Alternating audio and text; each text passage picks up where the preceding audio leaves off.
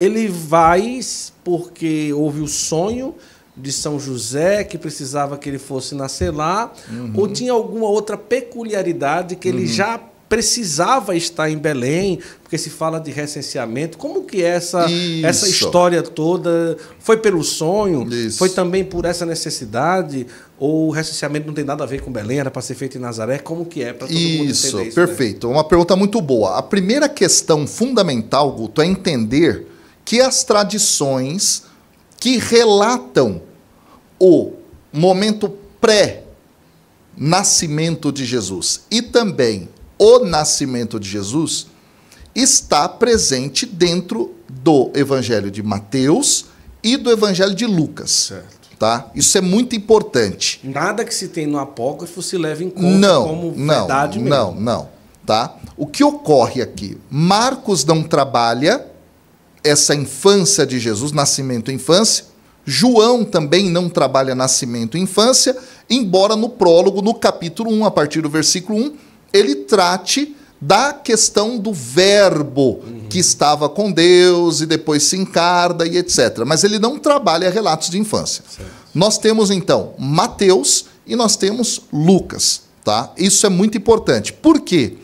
Porque se nós compararmos os dois, nós teremos em cada qual detalhes diferentes relacionados a esse momento da infância e aí, mais especificamente, em relação ao nascimento.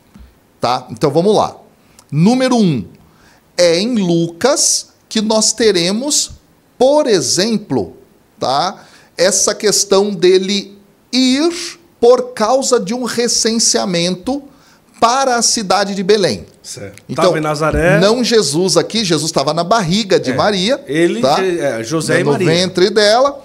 E aí José e Maria, então, vão até Nazaré, saem de Nazaré e vão até Belém, andando aí mais ou menos 145 quilômetros. 2 dias e pouco, talvez. Aí depende do andar deles, do ritmo, depende do jumento. Porque quando a gente fala que foi num jumento, a gente imagina que Nossa Senhora montou no jumento e andou 140 quilômetros. Mas não é isso.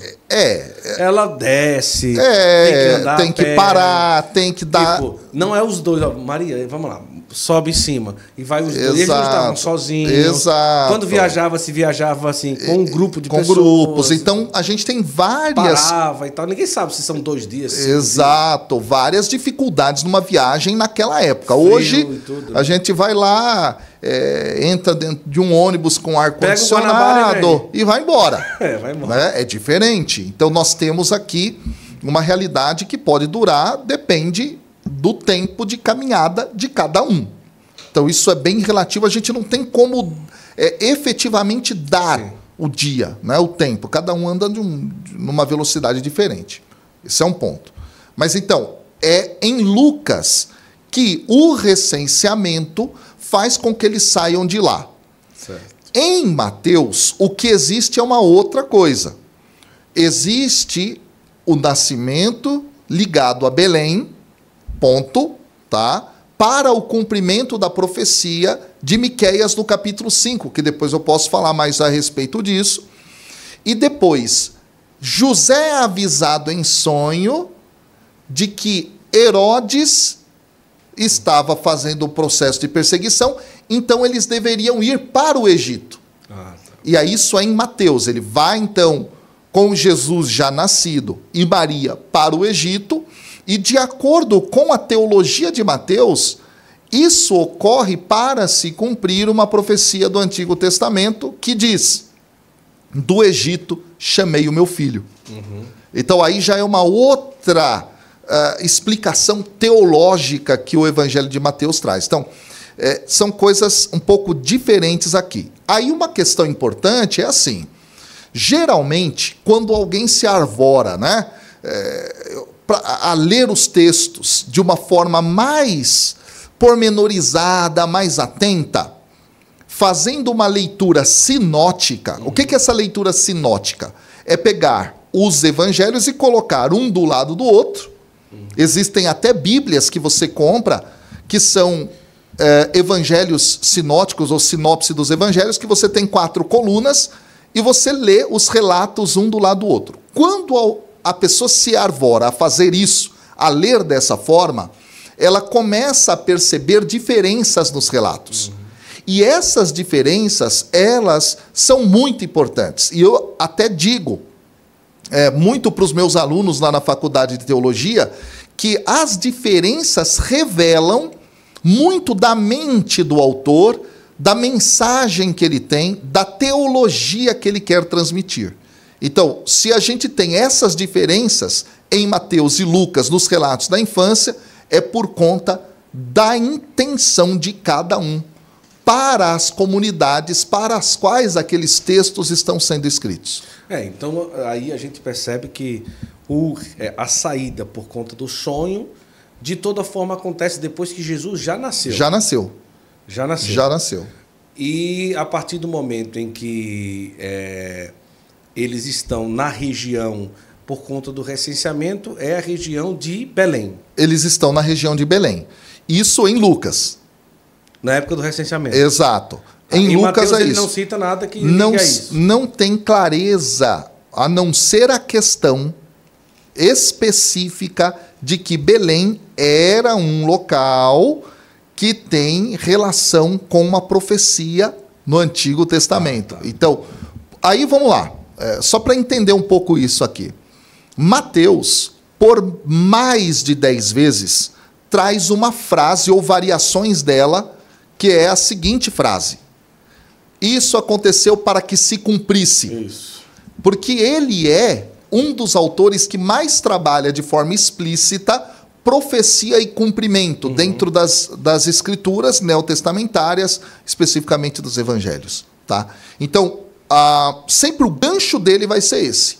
O gancho é para que se cumprisse, para que se cumprisse. Então, a questão da ida para Belém, tá, é especificamente em Mateus essa ideia teológica de profecia e cumprimento.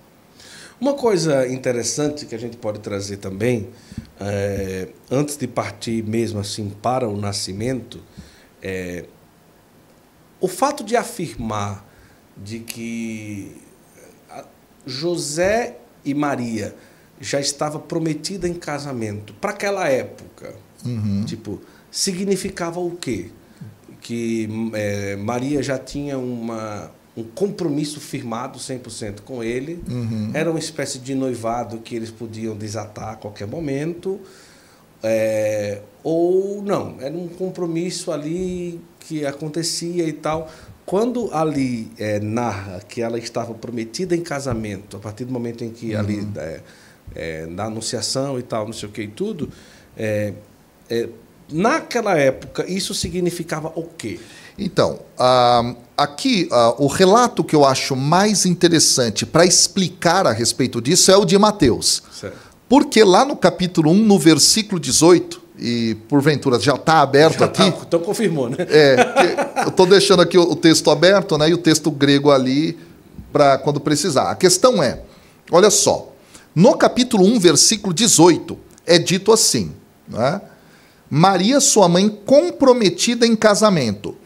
Há aqui um tipo de comprometimento que é como se fosse um noivado nos tempos atuais. Certo. E esse noivado já era um passo anterior ao casamento muito mais forte do que são os noivados hoje. Tá. Se é essa comparação que você gostaria de ter clareza, tá? Esse é um ponto. Tanto é que se Maria fizesse qualquer coisa errada, ela sofreria exatamente as consequências de como se ela já estivesse no casamento.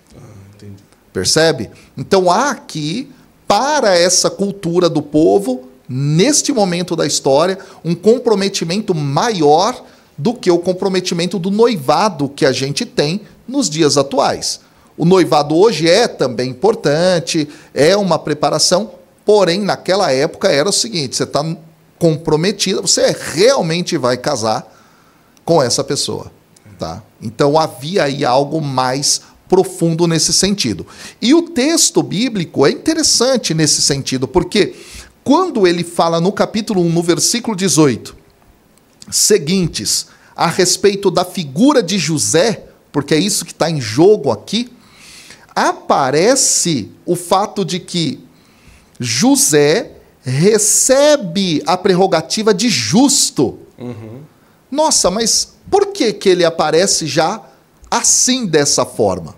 É muito interessante, porque a palavra justo, tzadik, no hebraico, dentro do Antigo Testamento, se refere, Guto, olha que interessante, a quem com o sonho que ele teve. E ele obedece àquela revelação do sonho. Então ele é chamado justo assim.